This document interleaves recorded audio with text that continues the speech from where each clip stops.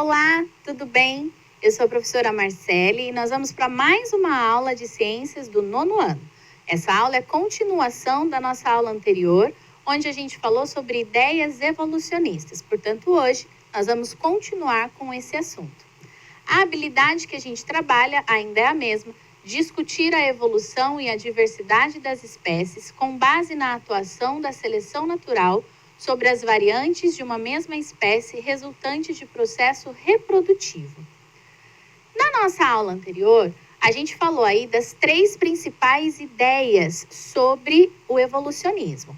Então, a gente começou falando sobre o fixismo. Fixismo que era uma ideia criacionista, porém, como o próprio nome já sugere, aonde os organismos, da forma como eles eram criados, eles permaneciam, sem nenhuma chance de variação. Essa ideia caiu por terra e ela é diferente da ideia atual, o criacionismo.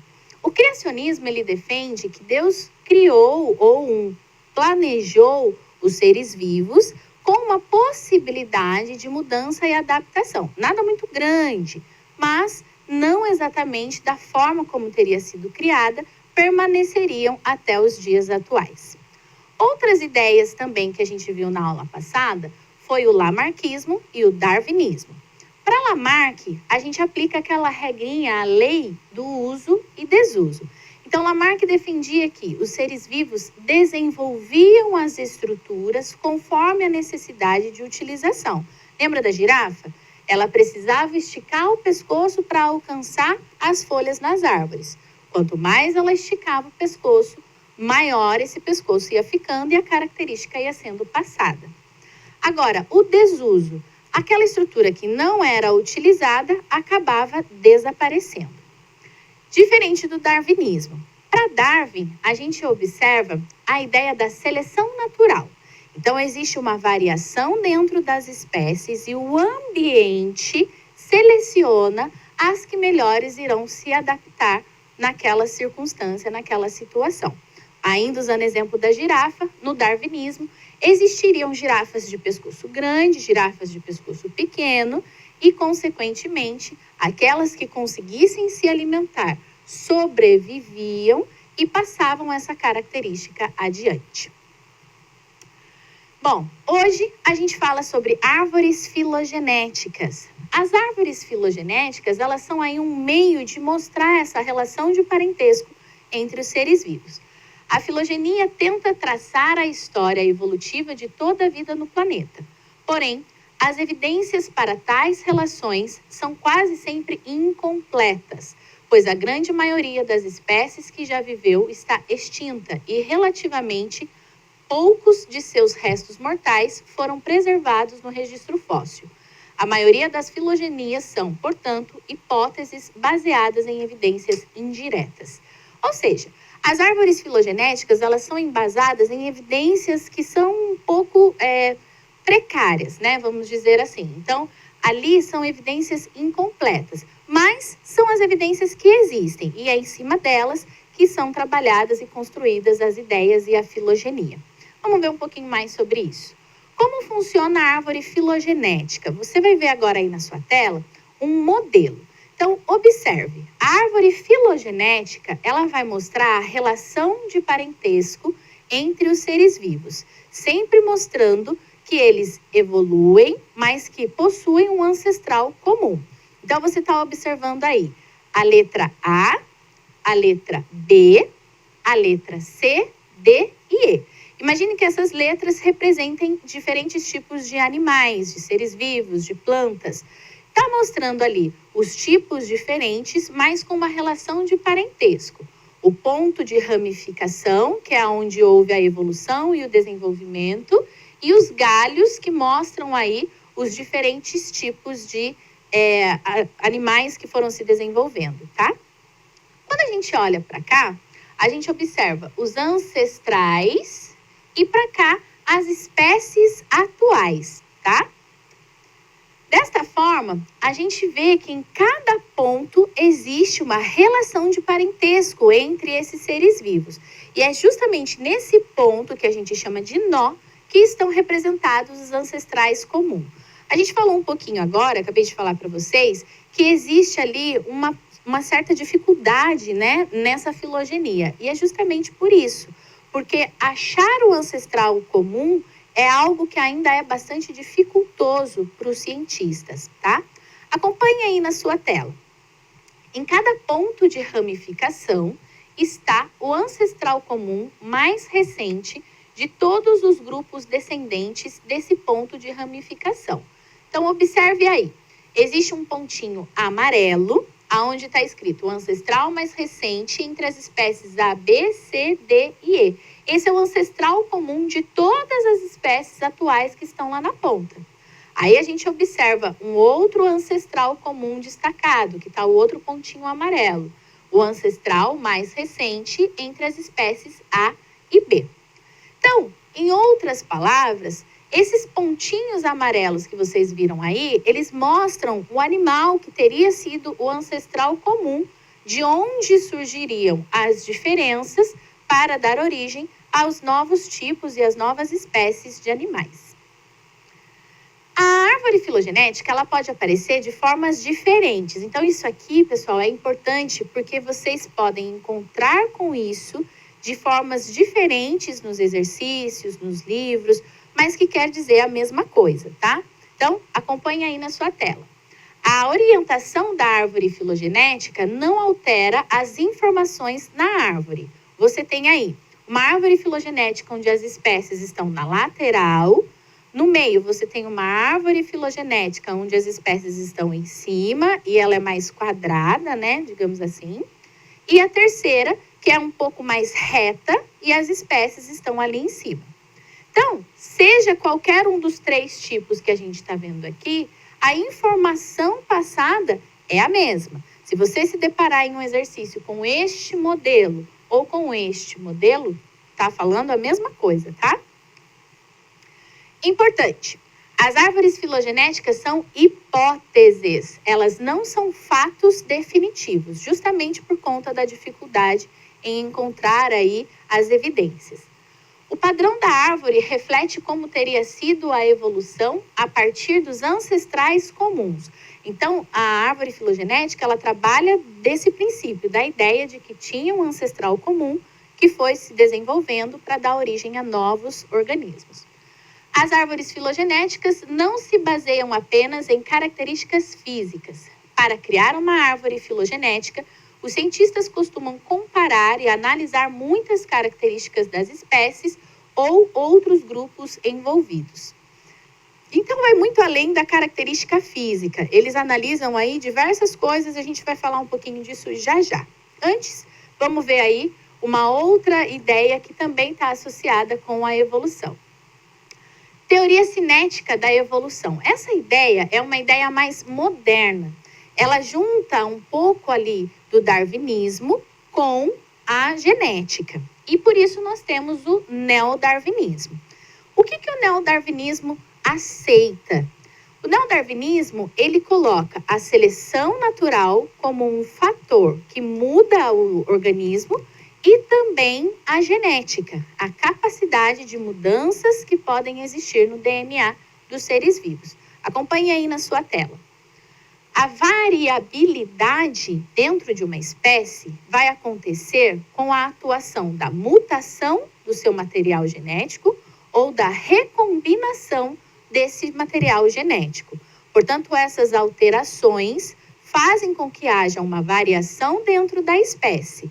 E a seleção natural é o fator que vai determinar qual é a melhor adaptação que será passada para o novo organismo. Bom, a seleção natural. O que é que a gente pode, então, entender aqui? Nós estamos vendo uma imagem que está mostrando para nós uma sequência de acontecimentos. Para a gente entender um pouquinho melhor sobre a seleção natural, nós vamos ver que ela é consequência de dois fatos. Acompanhe aí na sua tela. Então, existe variabilidade entre os indivíduos de uma espécie e a seleção natural atua sobre esta variabilidade. Você está vendo na primeira imagem que existem coelhos diferentes. Todos são coelhos, mas alguns têm uma coloração mais escura, outros uma coloração mais clara, tem alguns que são branquinhos. você vai observar que existem coelhos com orelha grande e coelhos com orelha pequena.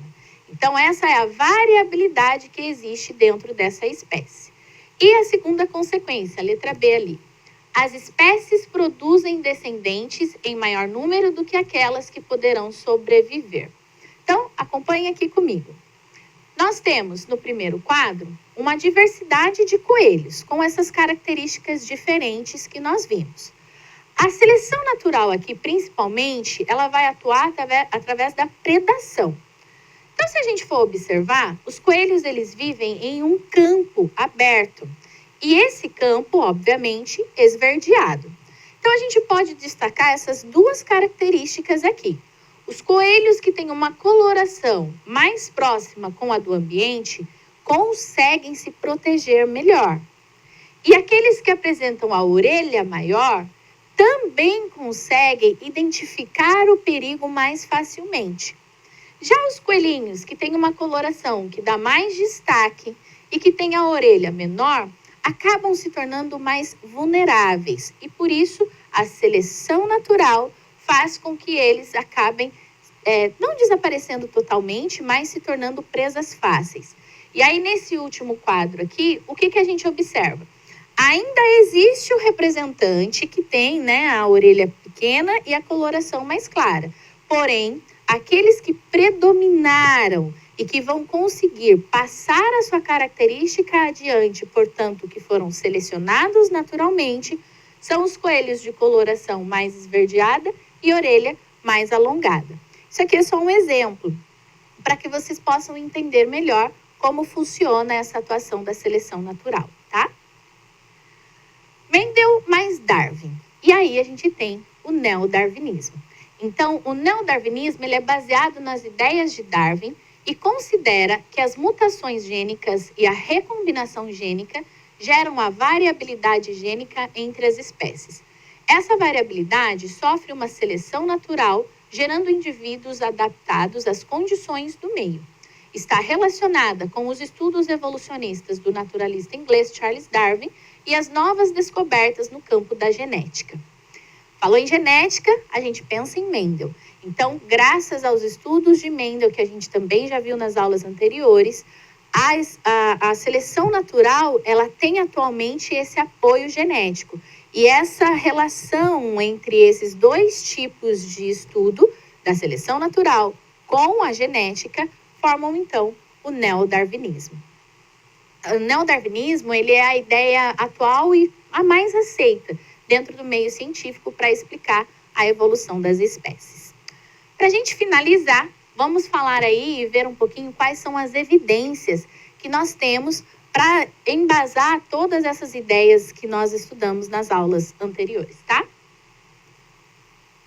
Então, a gente tem três principais ideias, tá?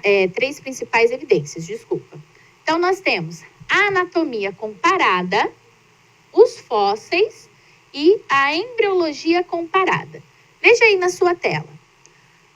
A anatomia comparada é onde nós vamos estudar os diferentes tipos de organismos, diferentes tipos de seres ali, comparando a sua anatomia. Então, veja, a gente tem o braço do homem, a gente tem a perna de um gato, a gente tem a nadadeira de uma baleia, a gente tem a asa de um morcego. Todas essas estruturas apresentam ali uma função similar, que é a movimentação, porém, elas são diferentes. No morcego, a asa permite que voe. Na baleia, a nadadeira vai permitir que nade no ambiente aquático. O gato, a locomoção quadrúpede de 4 patas. E no homem, o braço que permite a nossa movimentação. Então, aqui, isso indica que existe uma origem embriológica parecida para que essas estruturas se desenvolvam de uma forma parecida também. Quando a gente fala de embriologia comparada, nós vamos observar que existe uma similaridade entre a função das estruturas, mas que não necessariamente elas são originadas da mesma estrutura embrionária, tá? Veja aí na sua tela. A asa que a gente tem de um morcego, a asa de uma ave e a asa de um inseto. O que tem de diferente entre essas três asas? A A asa do morcego, por exemplo, tem ossos e não tem pena. A asa da ave tem ossos, mas tem penas. E a asa dos insetos não tem ossos e não tem penas. Pois é, completamente diferente, mas em comum, as três são asas. Por isso, a embriologia comparada também pode mostrar uma evidência de evolução. E, finalmente, os fósseis, que são aí achados, né, que vão mostrando e contando um pouco da história dos seres vivos antepassados. Existem diversos tipos de fósseis, desde plantas, insetos, até os grandes dinossauros que a gente conhece aí, os registros, tá? Para a gente encerrar, vocês vão ver que também existem dois termos que são utilizados e eu gostaria de passar para vocês. Então, quando a gente fala que a estrutura ela apresenta a mesma origem embrionária, nós dizemos que essa estrutura é homóloga. A asa do morcego e a asa da ave. Então, essas duas estruturas são homólogas, elas têm a mesma origem no embrião. Agora, a asa do inseto, ela tem uma origem diferente, mas ela apresenta a mesma função. Por isso, nós chamamos essa estrutura de análoga. Vamos fechar? Estruturas com mesma origem embrionária, homólogas. Estruturas com origem embrionária diferente, mas que têm a mesma função, análogas. Certo? Espero que você tenha gostado. Reveja quantas vezes você precisar e que você fique craque neste assunto. Nos vemos na próxima aula e muito obrigada.